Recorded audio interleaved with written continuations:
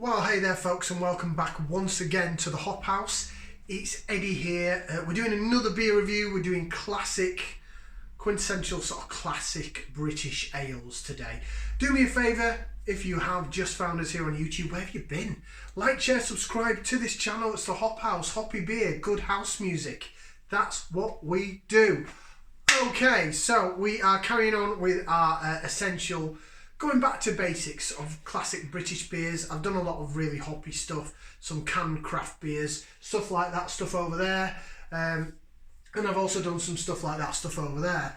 So we're going to go ahead, rather than go for the really hop forward American citrusy kind of stuff, we're going back to basics, some classic British beers.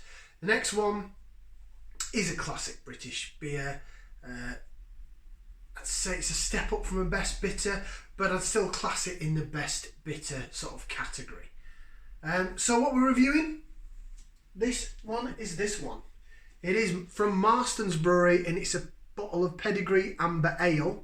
It's 4.5%, but note it says bottle conditioned.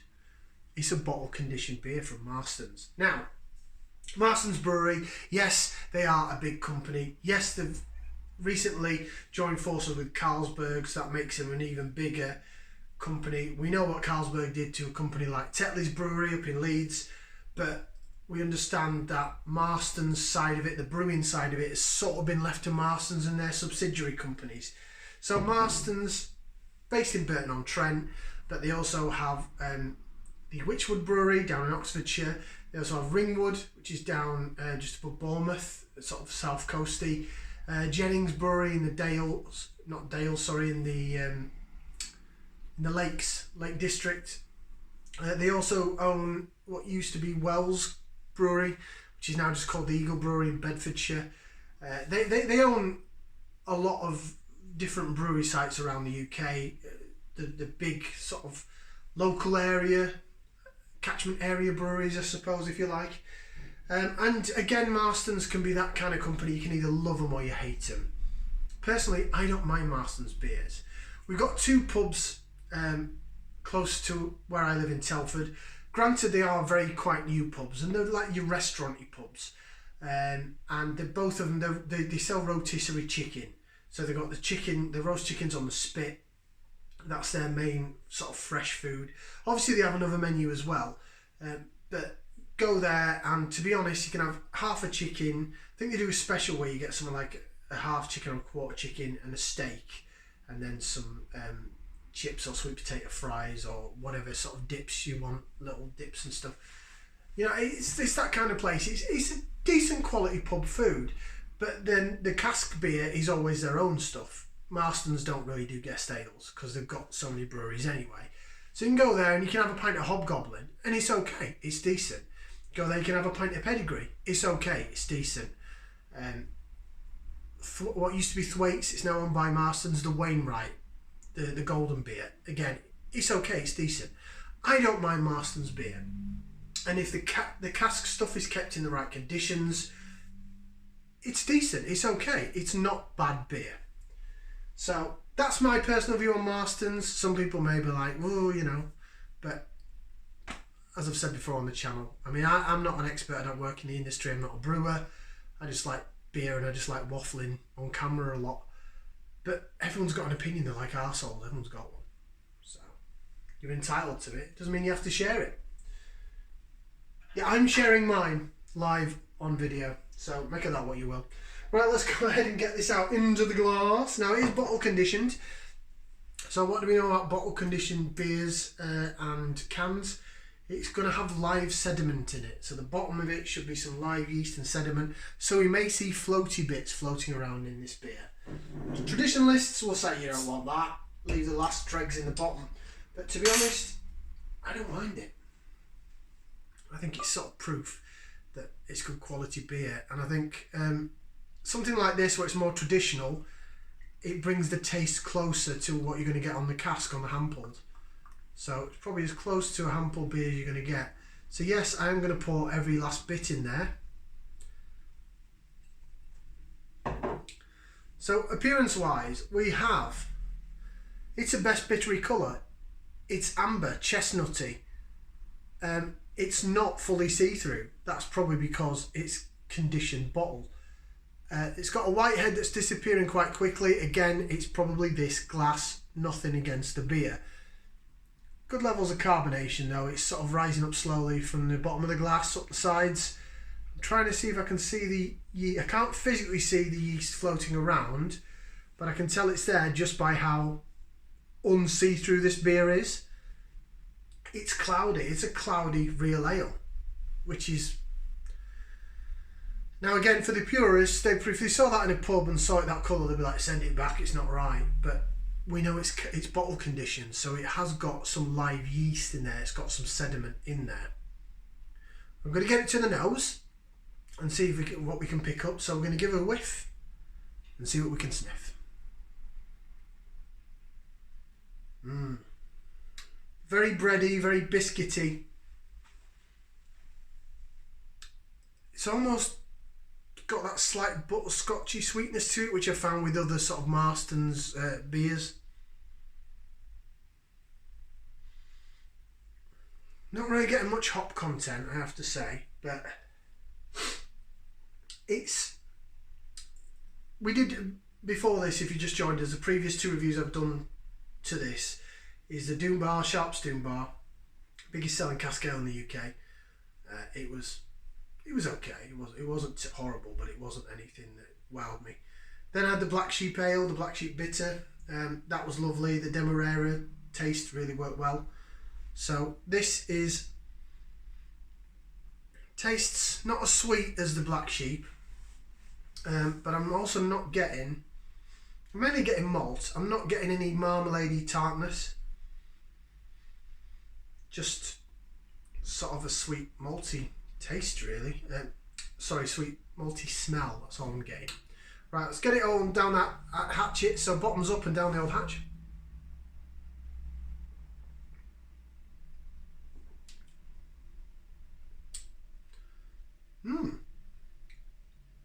That's pretty good.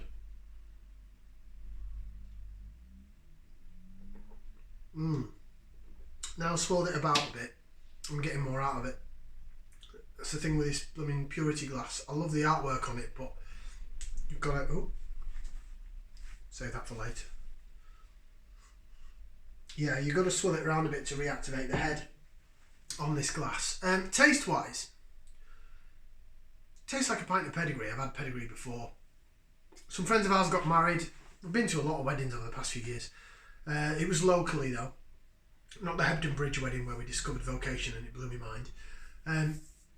It was local to us. They got a lovely little village church wedding, and then the actual reception was in a neighbouring farmer's field. They had a marquee. It was mint, it really was. They had this Irish duo that did like diddly diddly Irish music as part of the entertainment, and then I was DJing afterwards. It was really quite a good night, and they had some friends that owned a local pub. Sadly, with the lockdown, they've had to shut that pub. It's a shame.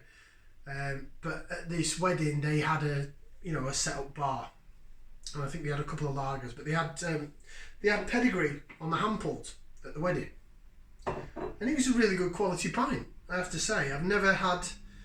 I know one place I had it and it was horrible, but it was a pub we went in that wasn't known for its beer. It was a sports bar-y place and it was more lager orientated. So I don't think the guy that run it knew how to look after cask beer. That's the only bad pint of Pedigree I've had. So I don't blame that on the beer, I blame that on the conditions it was kept in. In terms of this bottle though, there you go, I've got the head going now, there you go, I'm reacting. There's the lacing, for those that love the lacing. Looks nice, doesn't it? Looks good, looks decent. It's good quality. It's alright. It's not bad. It's pretty good. I quite like it. Now I've swirled it around. Now I've given it a jig. Jig and a whiff. Jig and a whiff. See what we can sniff. Yeah, I can smell pepperiness. I've got caramelly sort of smell. It's not just pure malt. Pepperiness, spiciness. Not really getting a tartness, but the butterscotch sweetness is still slightly there. Smells a bit more caramelly than butterscotch. But I have found that with quite a lot of Marston's beers and some of the Witchwood ones, bottled, that is, this butterscotch sweetness coming out.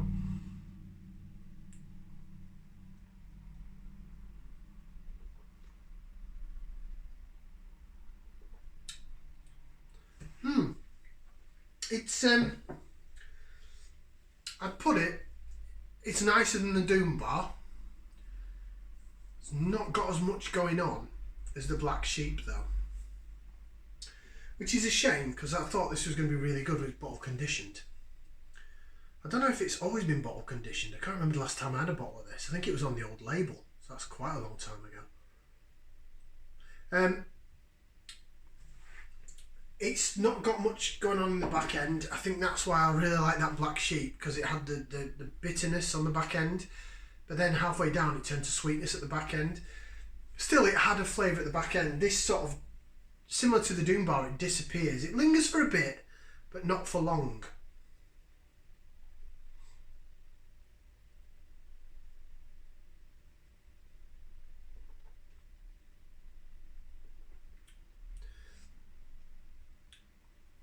Yeah, sweetness, caramel, biscuit malt, slight bit of bitterness that you would associate with like a traditional British hop, and then it gets to the back end and it's sort of a little bit of fruity, marmaladey tartness alongside the bit of bitterness, but then it quickly goes. However, I'll say this leaves your mouth feeling a bit more refreshed. The Doom Bar, the aftertaste, there was no aftertaste, it just dissipated to nothing, but dried your mouth out. Like, not in a particularly nice way. This leaves your mouth feeling a little bit more refreshed. It's not as good as the Black Sheep, in my opinion, but it's my opinion, so it's up to you. Go try them all, see what you like, please do try them. It's a good beer and I would buy it again. I have bought it before and I would buy it again, so it's definitely getting a thumbs up. I got this from Aldi, so I got all three of these from Aldi actually. It was £1, I think it was £1.49, same price as the Black Sheep. Maybe it was a little bit cheaper. Can't remember, I might even have to dig my receipt out. Let's go with £1.49, and it's also available at all the other supermarkets as part of the 4 for £6 deal. So you're talking £1.50 a bottle for this, but it's bottle conditioned. See, now I'm halfway down it, I'm getting more out of it. I'm getting a bit more now on the aftertaste. It's a bit sweeter than bitter, but it's nice. It's more. This is similar to the Black Sheep. It is quite moreish. Sorry, Doom Bar, but you've lost this battle already out of these three. Well, I know you're the most popular cask ale because you're everywhere, because Molson Coors is everywhere. I think that's what they get. Molson Coors, they get it so that you have Carling in a pub and you've got to have Doom Bar as well. That's what I think. I don't work in the industry, I don't know, so don't quote me on that. Right, so it does say at the top here, which I think, oh, did I show you the bottle top? I don't think I did, did I? It's got this cool little 3 barrels thing there. Will that even pick it up on the light? See? It's like 3 barrels. It's that there, 3 barrels, but on the little bottle cap, which is kind of cool. If people collect bottle caps, it's kind of a cool, nice little bottle cap to get. And it's sort of available everywhere. Some of their other beers have this bottle cap on that you can get, which we will review on the channel in the future. What's with the 3 barrels? And a question mark. It says Burton the Town, it is Marston's. The Burton Union, our unique brewing system, and DE14, Innovation Brewery, brewing the future. So DE14 is the first half of their postcode. They do have a little side project brewery called DE14 that's brewed on a smaller brewing facility, and that's more your hop forward kind of crafty sort of stuff. So the DE14 side of it is their craft beer side of the Marston's site. Marston's Brewery, from what I've heard, all their stuff is bottled at Burton-on-Trent. Everyone seems to have a thing about the water at Burton-on-Trent. Hence, he has this Burton Union, and other breweries tend to add something to the water to Burtonise it, to make it like Burton-on-Trent. So it's obviously a quality source of water. However, Black Sheep is from North Yorkshire, and I used to live in Yorkshire. I do think the quality, there's no lime scale in the water in Yorkshire. It is quality water. So I do think that the quality of water does really make a difference when you're brewing beer. It's the biggest ingredient in it after all. Hops is probably the most expensive and important ingredient for the flavour, especially if you're going hop forward. But water's your biggest ingredient. It's liquid after all. Right, let's have a look and read what it says on the back of this bottle, because we are nearly 16 minutes into this, and then I need to give it my verdict, and then we'll wrap it up. So, introducing Pedigree, or P as it was first known. Strange that looking back. Anyway, it has a fascinating aroma with a palate of biscuity malt, spicy hops and a light fruitiness. It was renamed in a staff competition back in George Pierd's day. George Pierd? Pierd? He was our head brewer at the time. That's him on the front. That's George. Alright, George. Alright, pal. Cheers, George. What's with the bottle conditioning? So, bottle conditioned beers contain live yeast, which smooths and enhances the depth of flavour in beer over time. The maturing process from the yeast also means the flavour is much closer to cask pedigree, like you would taste in the pub. Recommend serve. Store upright and serve lightly chilled. Pour with care to leave the natural yeast sediment in the bottle. Nah, we don't want to do that. We want every drop. Marston's Brewery, Burton-on-Trent. So it gives you a bit of information there, and like Marston's other beers, it's got their own logo around the side of the bottle. It's quite a nice sort of bottling thing they've got going on there. Excuse me. Let me just give it another jig, a quick whiff and a quick taste, and then I'll give you my verdict. There you go, see? For those that don't like Marston's beer, look at it. It swirls around in the glass well. Once, lacing's alright. Pepperiness, peppery spiciness, and biscuit malt. Tiny little bit of that butterscotch sweetness, but it's kind of gone away a bit.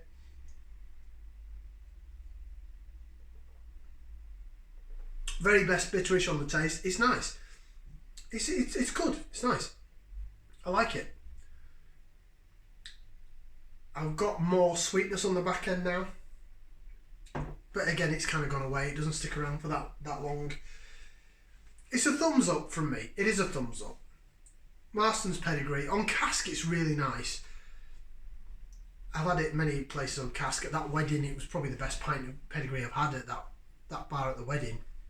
To be honest, it was lovely stuff.